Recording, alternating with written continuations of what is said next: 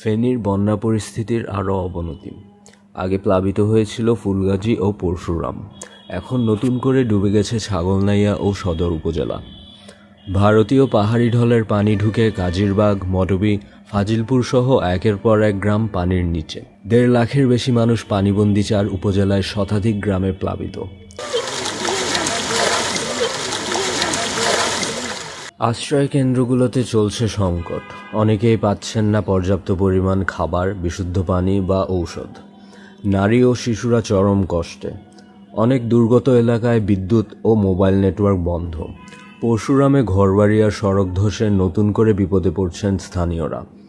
ধনিকুণ্ডা এলাকায় জমে থাকা বালু দুর্ভোগ বাড়াচ্ছে। অন্যদিকে দাগনভূঞা ও সোনাগাজীতে তৈরি হচ্ছে তীব্র জলাবদ্ধতা। গত ২৪ ঘন্টায় ৫০.৫ মিলিমিটার বৃষ্টি হয়েছে ফেনীতে।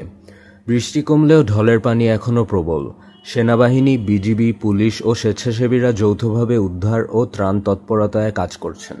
আশ্রয়কেন্দ্র ও দুর্গত এলাকায় রান্না করা খাবার, শুকনো খাবার, ঔষধ ও অন্যান্য জরুরি সহায়তা বিতরণ চলছে।